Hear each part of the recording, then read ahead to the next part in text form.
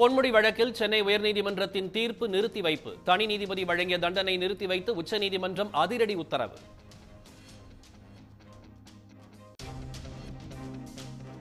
பொன்முடி வழக்கில் உயர்நீதிமன்றம் சட்ட விதிகளை முறையாக பின்பற்றவில்லை என உச்சநீதிமன்றம் கருத்து. குற்றவாளி என உயர்நீதிமன்றம் வழங்கிய தீர்ப்பு நிறுத்தி வைக்கப்பட்டதால் மீண்டும் எம்எல்ஏ ஆகிறார் பொன்முடி.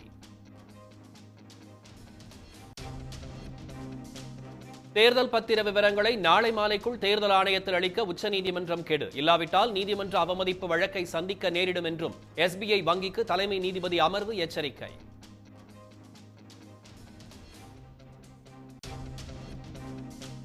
நீதிமன்ற தீர்ப்புக்கு கீழ்ப்படியாமல் கடந்த 26 நாட்களாக என்ன செய்து கொண்டிருந்தீர்கள்? பாரத ஸ்டேட் வங்கிக்கு உச்சநீதிமன்றம் சரமாரி கேள்வி.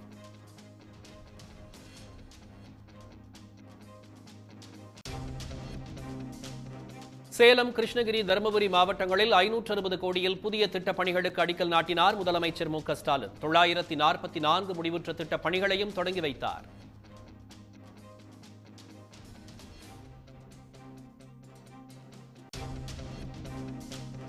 மாநில அரசுகளிடம் பணம் பெற்று செயல்படுத்தும் திட்டங்களில் பிரதமர் மோடி ஸ்டிக்கர் ஒட்டிக்கொள்வதாக முதலமைச்சர் மு.க.ஸ்டாலின் விமர்சனம். வெறும் கையில் பிரதமர் மோடி முழம் போடுவதாகவும் கடும் தாக்கு.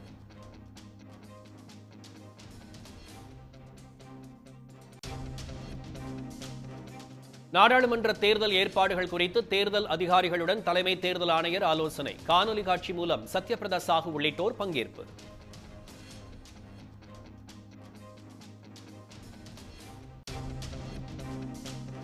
தலைமை நீதிபதி இல்லாத குழு தேர்வு செய்பவரை தேர்தல் ஆணையராக நியமிக்க தடை கோரி மனு. உச்சநீதிமன்றத்தில் விரைவில் விசாரணைக்கு வரும் என தகவல்.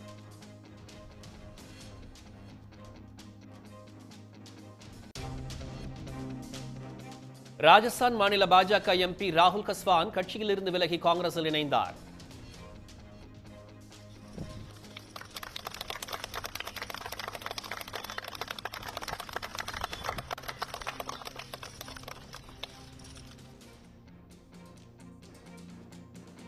அடுத்தடுத்து எம்பிக்கள் காங்கிரஸ் கட்சிக்கு தாவுவதால் பாஜக மேலிடம் அதிர்ச்சி.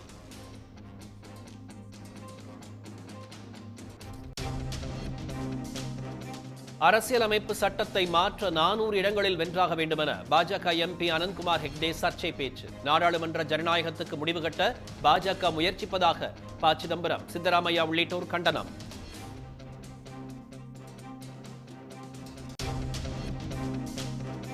ஈரோடு சந்தையில் புதிய உச்சம் தொட்டது மஞ்சள் விலை. ஒரு குவிண்டால் 19,000 ரூபாயை தாண்டி விற்பனையாவதால் விவசாயிகள் மகிழ்ச்சி.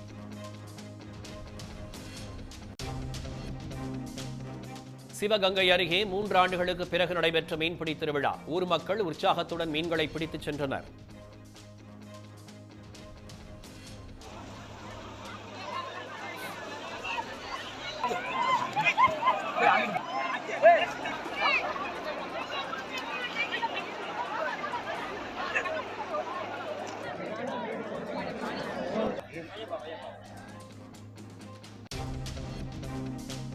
இந்தியாவின் ஏவுகணை மற்றும் அணு ஆயுத திட்டங்களை உளவு பார்க்க சீன கப்பல்கள் முயற்சி. இந்திய கடற்படை 24 மணி நேரமும் தீவிர கண்காணிப்பு.